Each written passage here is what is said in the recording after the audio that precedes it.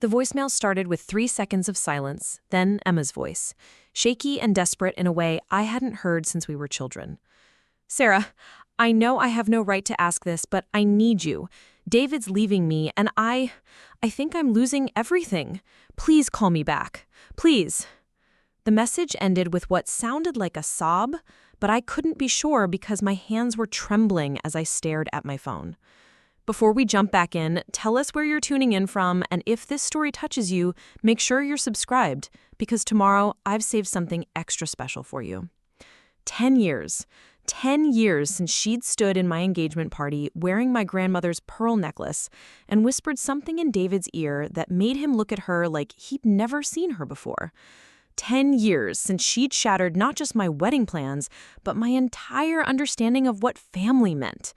And now she wanted my help to save the very marriage she'd built on the ruins of mine. The morning of March 15th started like any Saturday in Portland should, with the kind of gentle rain that makes everything smell clean and new.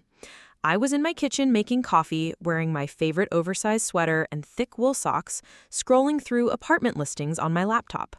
Michael had left early for his weekend shift at the hospital, pressing a kiss to my forehead and whispering something about pancakes when he got home. The apartment was quiet, except for the soft patter of rain against the windows and the gentle hum of my neighbor's music through the thin walls. I'd been living here for 3 years now, ever since I moved back to Portland from Seattle, and Saturday mornings had become my sanctuary. No meetings, no deadlines, just coffee and the luxury of moving slowly through my own space. My phone buzzed once on the counter, but I ignored it. Saturday mornings were for me, a boundary I'd learned to set after years of being available to everyone else's emergencies and needs. The coffee maker finished brewing with a satisfied gurgle, and I poured myself a mug, adding just enough cream to turn it the color of caramel. I'd developed specific rituals over the years, small acts of self-care that felt like armor against a world that had taught me to be constantly vigilant. The apartment wasn't much, a one-bedroom in West Side with windows that faced east, so I could watch the sunrise over the Willamette River, but it was mine in a way that felt sacred and uncompromised. I settled into my reading chair, a secondhand find I'd reupholstered myself in deep blue fabric that reminded me of Twilight. The apartment listing website loaded slowly on my laptop, showing rows of properties I couldn't quite afford but liked to imagine living in anyway.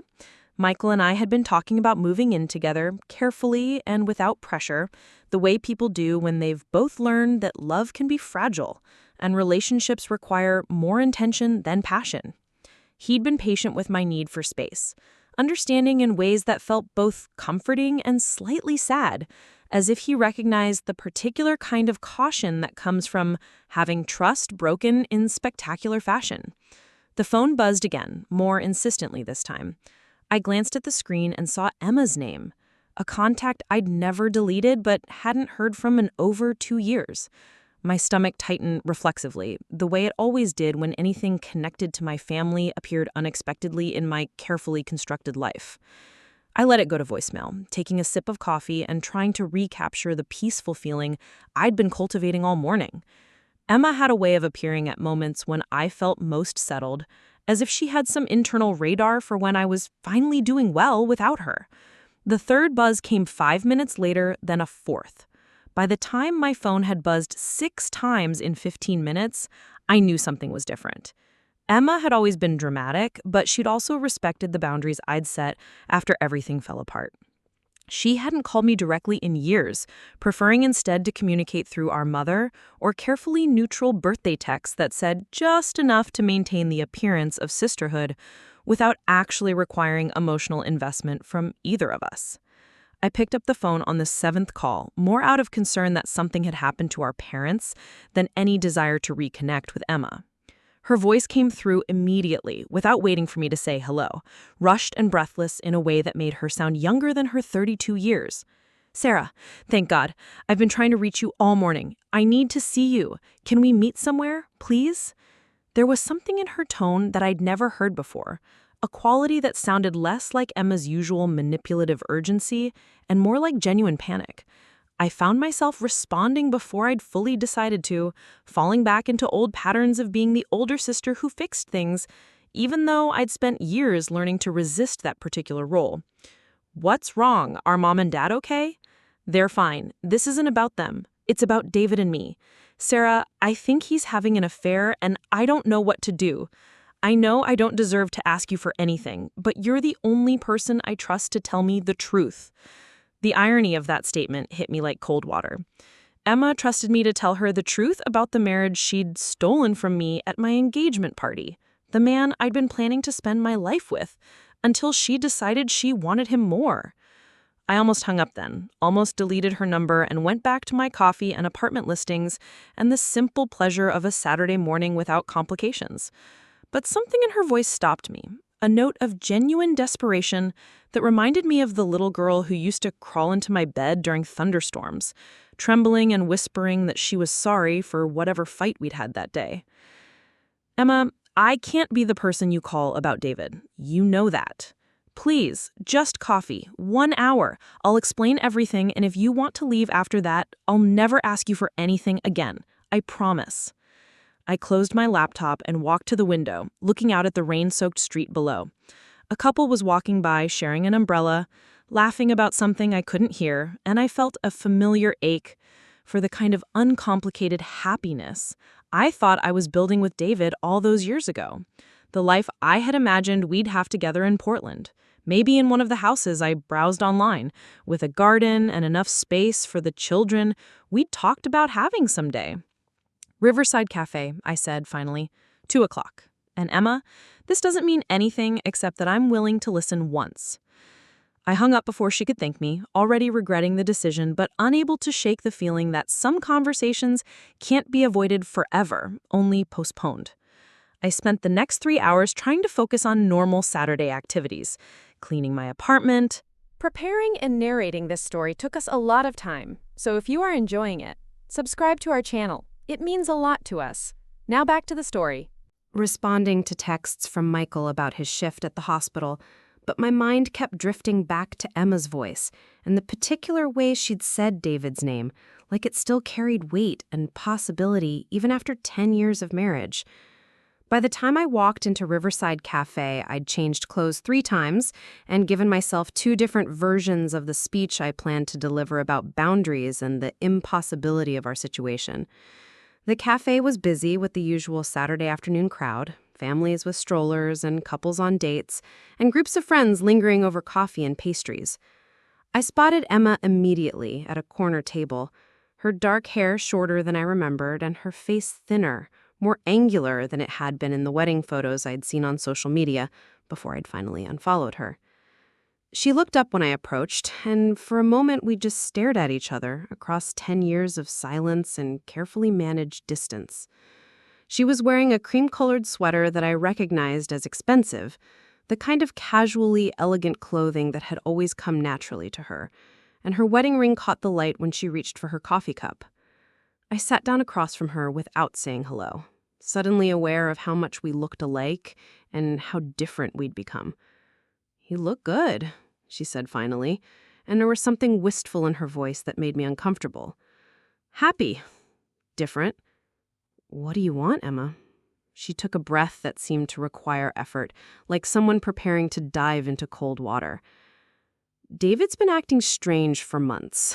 Working late, taking calls in another room, going on business trips that don't quite make sense. Last week, I found receipts in his jacket for restaurants I've never been to. Places downtown where you'd take someone you were trying to impress. And yesterday," she paused, looking down at her hands. "Yesterday, I saw a text on his phone from someone named Amanda. It said, 'Can't wait to see you tonight,' with a heart emoji." I felt a familiar twist in my stomach, the same sick feeling I'd had 10 years ago when I'd realized what was happening between David and Emma at my own engagement party. The symmetry was almost cruel. Emma discovering her husband's affair the same way I'd discovered hers, through small signs and growing suspicions that coalesced into undeniable truth.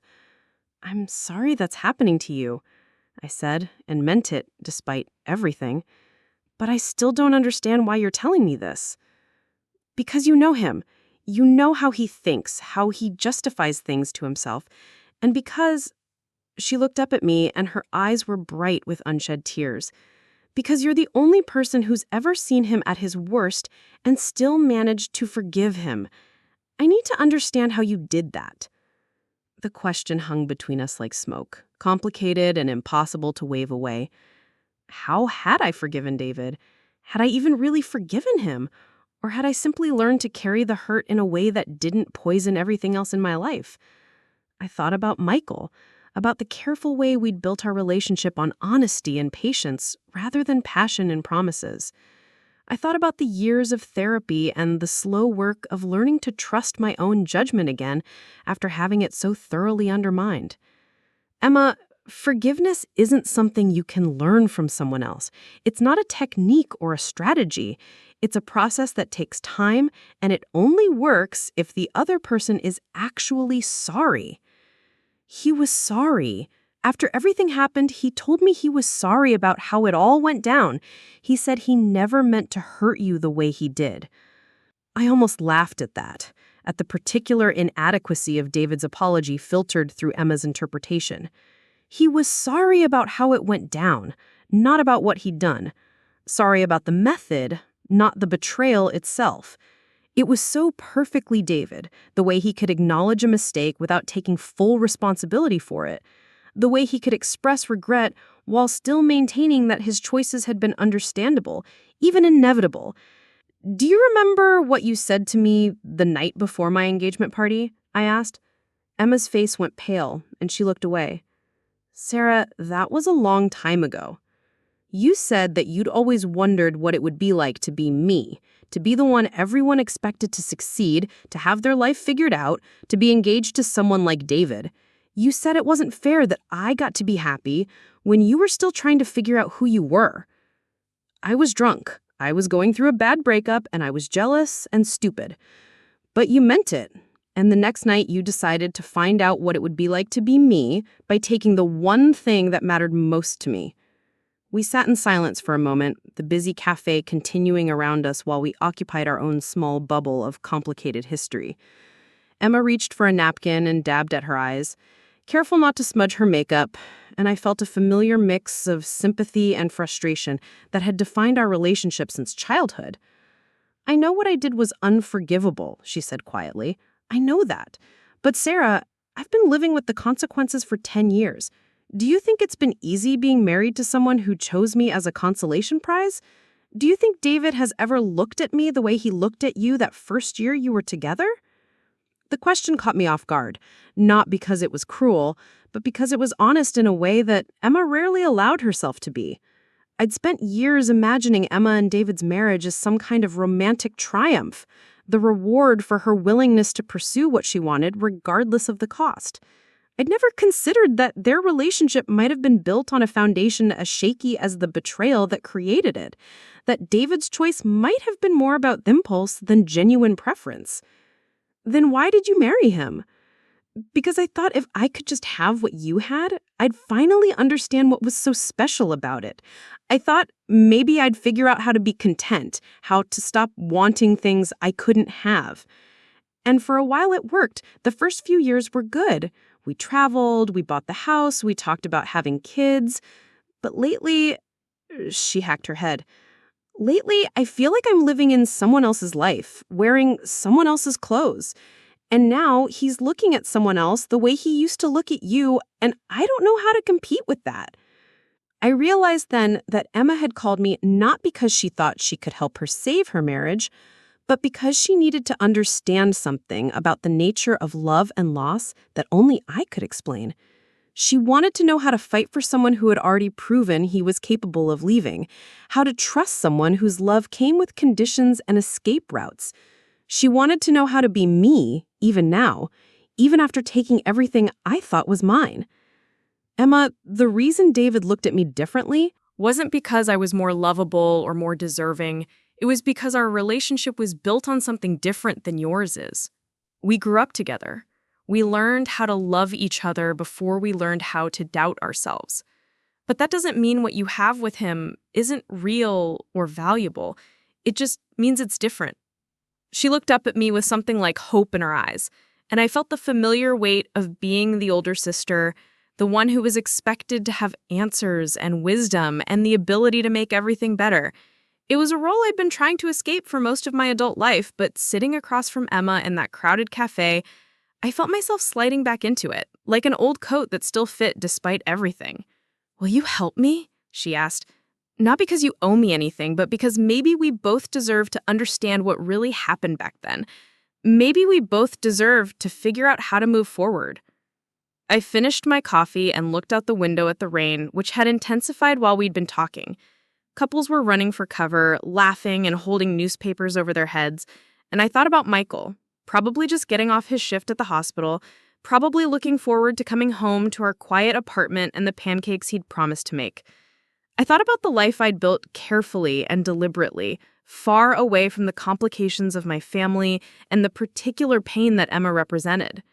But I also thought about the voicemail I'd received that morning, the desperation in Emma's voice that had reminded me of thunderstorms and midnight conversations and the particular bond that exists between sisters, even sisters who've hurt each other in ways that seem unforgivable.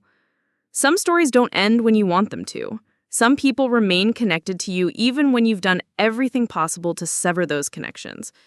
And sometimes the only way to truly move forward is to go back and understand what really happened that night, to shine light on the dark corners of your own history until there's nothing left to hide from. "One condition," I said finally. "Complete honesty. No protecting each other's feelings, no editing the story to make anyone look better. If we're going to do this, we're going to do it right." Emma nodded, and for the first time since I'd walked into the cafe, she looked like the little sister I remembered, vulnerable and determined and slightly afraid of what she'd started but committed to seeing it through. "Deal," she said, and reached across the table to shake my hand like we were business partners rather than sisters negotiating the terms of reopening the most painful chapter of our shared history. I shook her hand and wondered if I was making a terrible mistake, but also felt something I hadn't experienced in years. Curiosity about what might happen next, about what truths might emerge from the careful excavation of our family's buried secrets. Emma was right about one thing. We both deserved to understand what had really happened that night 10 years ago, and maybe, if we were lucky, we'd both find a way to finally move beyond it. 3 days after our meeting at Riverside Cafe, I was standing in my kitchen preparing dinner when my phone rang with an unknown number. I almost didn't answer, but something made me reach for it anyway. Perhaps the same instinct that had made me agree to help Emma in the first place. The voice on the other end was unfamiliar, professional, but with an edge of urgency that made my pulse quicken. "Is this Sarah Mitchell? This is Detective Morgan from Portland Police Bureau. I'm calling about your sister Emma Mitchell Chen. She's listed you as her emergency contact." The wooden spoon I had been holding clattered to the floor, and I felt the familiar cold sensation that accompanies unexpected phone calls from authorities. My mind immediately went to the worst possibilities. Car accidents and medical emergencies, all the ways that ordinary Tuesday evenings can transform into the kind of nights that divide your life into before and after. Is she hurt? What happened? She's physically unharmed, but she's been involved in an incident at her residence. There was a domestic disturbance call, and we found evidence of what appears to be a significant altercation. Your sister refused medical attention, but she's quite shaken up. She's asking for you specifically. I turned off the stove and reached for my keys before the detective had finished speaking, my body moving faster than my mind could process what I was hearing. Emma had always been dramatic, prone to exaggeration and emotional outbursts that seemed larger than their actual causes, but she'd never been involved in anything that required police intervention. The Emma I knew handled conflict through passive aggression and calculated silence, not through confrontations that left visible evidence of altercations. "Where is she now?" "We're at 2847 Maplewood Drive in Westside. Can you come down here? She's refusing to speak with anyone else, and we need to understand what happened here tonight." The address was familiar, from Christmas cards and the occasional social media post Emma had tagged me in over the years. The beautiful colonial house with the wraparound porch and perfectly maintained garden that she and David had bought 3 years after they married. I'd never been inside, had never been invited for holidays or housewarming parties, but I'd driven past it once during a particularly masochistic period when I was still trying to understand what my life might have looked like if things had gone differently.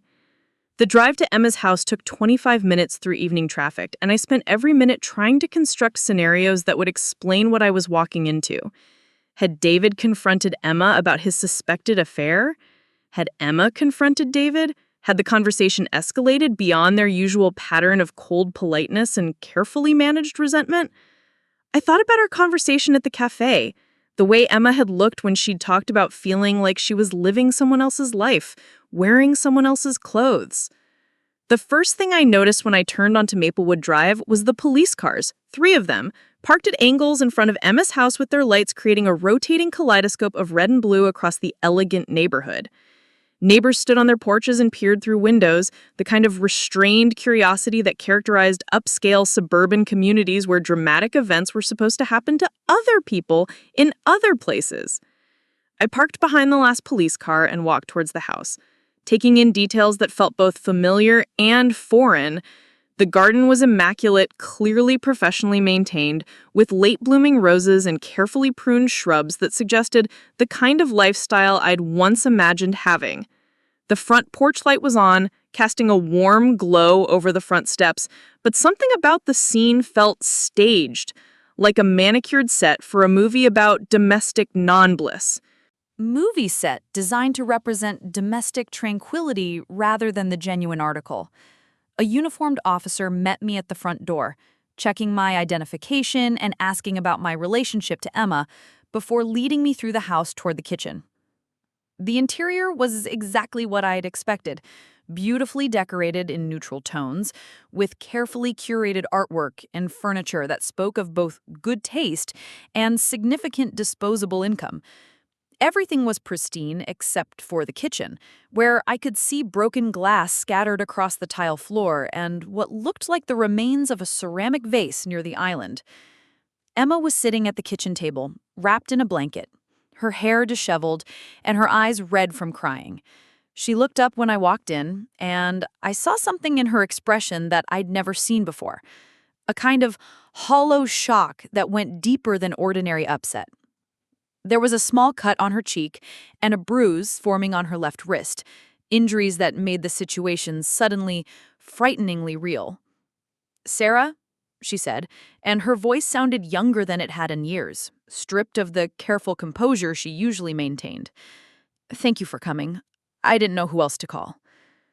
I sat down across from her at the same table where she probably ate breakfast with David every morning, where they probably discussed their days and made plans for weekends and argued about ordinary things like bills and schedules and whose turn it was to take out the trash. The domesticity of the setting made the broken glass and Emma's injuries seem even more surreal, like violence had intruded into a space specifically designed to keep it at bay. Detective Morgan was a woman in her 40s with graying hair and the kind of direct manner that suggested she'd seen enough domestic disturbances to recognize patterns and warning signs. She introduced herself and asked if I minded answering a few questions about Emma's relationship with her husband, questions that felt both invasive and necessary given the circumstances. "When did you last speak with your sister about her marriage?" I glanced at Emma, who nodded slightly, giving me permission to share what we discussed at the cafe. 3 days ago, she told me she suspected her husband was having an affair. She seemed upset, but not like this. Did she mention any history of physical altercations between them? No, never. Emma, what happened here tonight? Emma looked down at her hands, which were wrapped around a cup of tea that had long since gone cold. When she spoke, her voice was barely above a whisper, and I had to lean forward to hear her clearly. The story she told came out in fragments, disjointed pieces that I had to mentally reassemble into a coherent narrative. She confronted David when he came home from work, asking directly about the text messages and the restaurant receipts and the business trips that didn't quite make sense. He'd initially denied everything, using the same tone of patient condescension that I remembered from our own relationship, the way he could make you feel foolish for asking questions about things that seemed obvious to everyone else. But when Emma had shown him screenshots of the text messages she'd found on his phone, something in his demeanor had shifted. Instead of continuing to deny the affair, he'd become angry in a way she'd never seen before. Not just defensive, but genuinely furious that she'd been checking his phone, that she'd invaded his privacy, that she had the audacity to question his version of events. "He said I was just like you," Emma said, looking directly at me for the first time since I'd arrived. "He said I was paranoid and controlling, and that he'd made a mistake marrying someone who couldn't trust him. He said the only difference between you and me was that you had the sense to walk away before he had to make you leave." The words hit me like cold water, not because they were particularly cruel, but because they revealed something about David's internal narrative that I'd never fully understood. He'd rewritten our history to make himself the victim of my unreasonable expectations rather than the perpetrator of his own betrayal. He'd convinced himself that my inability to forgive his affair with Emma had been a character flaw rather than a reasonable response to his behavior. What happened next? I told him I wasn't you, that I wasn't going to just disappear quietly and let him move on to the next person. I told him that if he wanted out of our marriage, he needed to be honest about why, instead of making me feel crazy for noticing that he'd checked out emotionally months ago. Emma's voice grew stronger as she continued, and I could hear echoes of the determined little girl who used to stand up to neighborhood bullies despite being half their size. Whatever else had happened between us over the years, Emma had never lacked courage when it came to fighting for things that mattered to her. He got really quiet then, in that way he does when he's trying to figure out how to spin something to his advantage. And then he said that maybe I was right. Maybe he had checked out, but that it wasn't because of Amanda or any other woman. He said that being married to me felt like wearing someone else's clothes, that he'd never been able to shake the feeling that he was living a life that was meant for someone else. The irony of David using Emma's own words against her wasn't lost on me, and I could see from her expression that she'd recognized it too. They'd both been living with the knowledge that their relationship had been built on borrowed time and stolen affections, that the foundation of their marriage contained a crack that ran deeper than ordinary relationship problems. What happened next? I told him I wasn't you, that I wasn't going to just disappear quietly and let him move on to the next person. I told him that if he wanted out of our marriage, he needed to be honest about why, instead of making me feel crazy for noticing that he'd checked out emotionally months ago.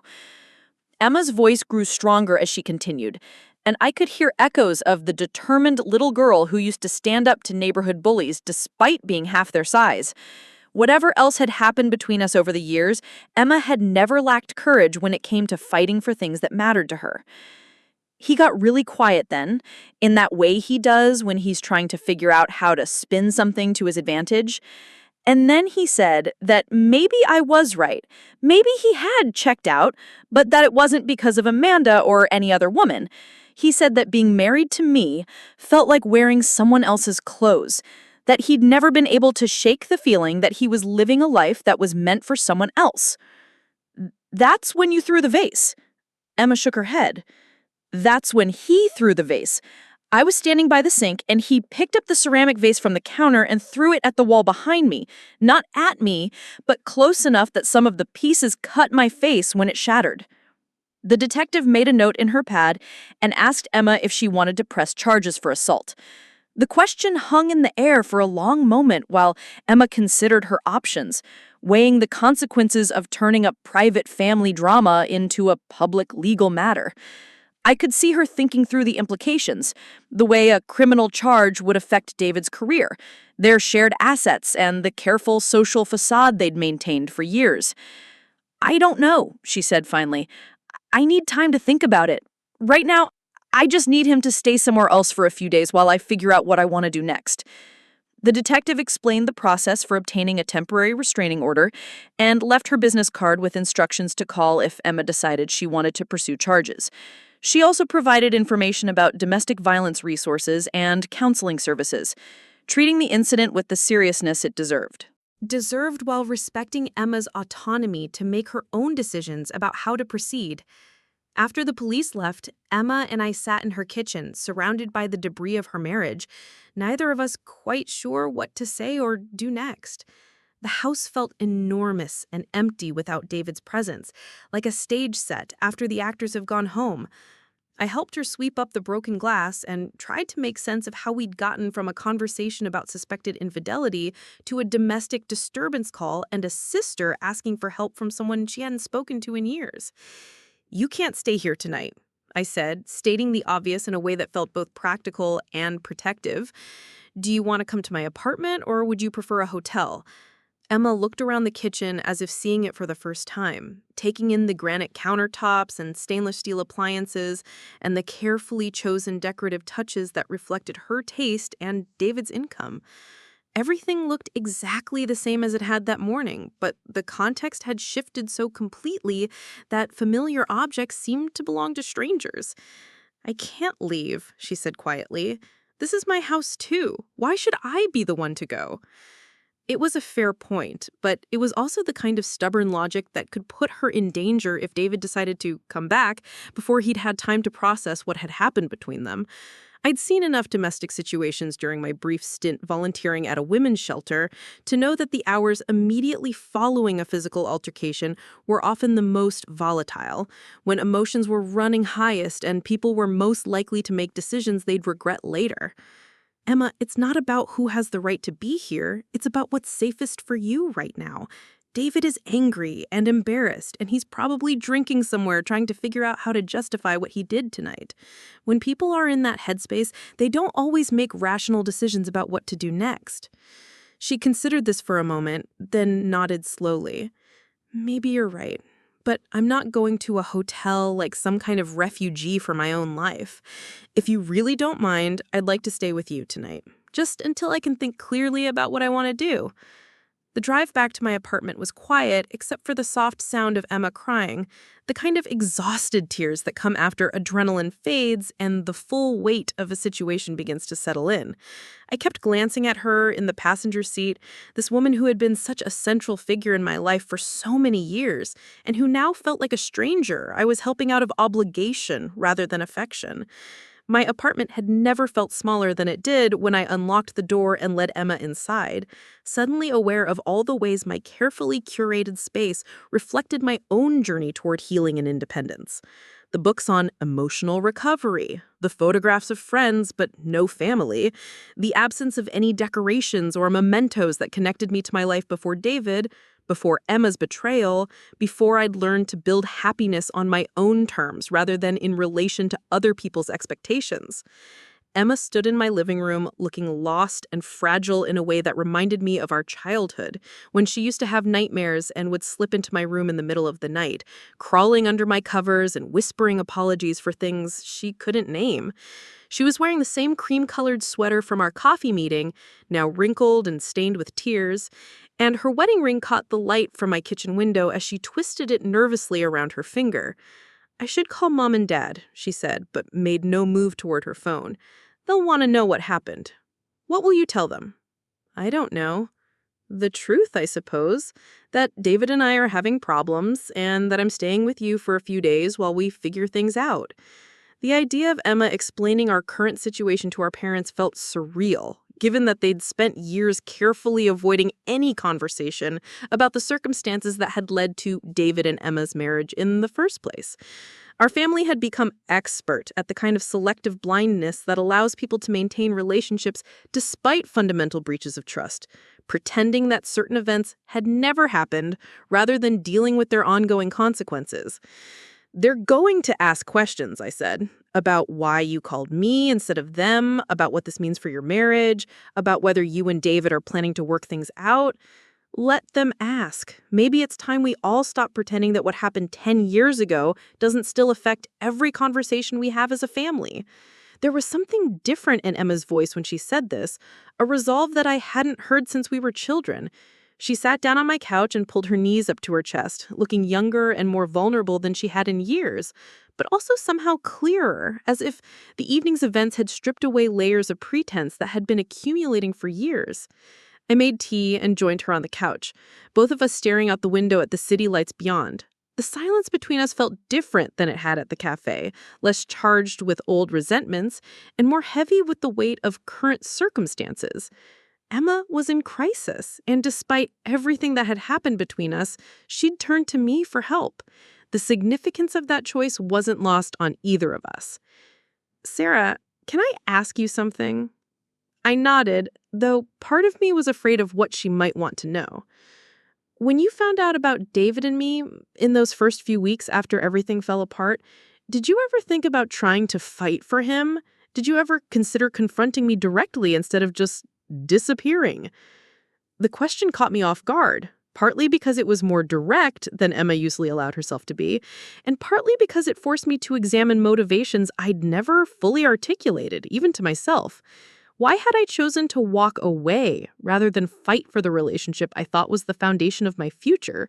Why had I made it so easy for them to move forward without having to deal with the consequences of what they had done tonight? I thought about it, I said honestly, but I realized that if I had to fight to keep him, then I'd already lost something more important than the relationship itself. I'd lost the ability to trust that his feelings for me were genuine, rather than just a matter of convenience or habit. Emma was quiet for a long moment, processing this. When she spoke again, her voice was barely above a whisper. Do you think that's what happened with David and me? That our whole marriage has been a matter of convenience rather than genuine feeling? It was a painful question and an honest one. I looked at Emma, really looked at her, trying to see past the history of hurt and betrayal to the woman sitting on my couch asking for help from someone she hadn't spoken to in years. Help understanding her own life. She looked exhausted and confused and afraid, but also somehow hopeful, as if the destruction of her marriage might also represent the possibility of building something more authentic in its place. I think David has never learned how to love someone without keeping an escape route open, I said carefully. And I think you've never learned how to be loved for who you are, rather than for who you think someone wants you to be. Maybe what happened tonight was both of you finally getting tired of pretending to be people you're not. Emma started crying again, but this time the tears seemed different, more like relief than despair. She leaned against me, and for the first time in 10 years, I put my arms around my sister and held her while she grieved for the life she'd thought she wanted and the person she'd thought she needed to become to deserve it. Outside my apartment window, Portland continued its quiet Tuesday night routine, completely unaware that inside my carefully constructed sanctuary, two sisters were finally beginning to excavate the truth about a betrayal that had shaped both of their lives in ways they were only now beginning to understand. The incident at Emma's house had been devastating, but it had also cracked open something that needed to break before either of us could move forward. As Emma fell asleep on my couch, still wearing her wedding ring but no longer twisting it nervously around her finger, I realized that helping her might also be helping myself. For 10 years, I'd carried the weight of unanswered questions about why she'd chosen David over our relationship as sisters, why he'd been willing to throw away our future together, why I'd been so easy to replace and forget. Maybe understanding what had really happened between them would finally allow me to understand what had happened to me. Up next, you've got 2 more standout stories right on your screen. If this one hit the mark, you won't want to pass these up. Just click and check them out.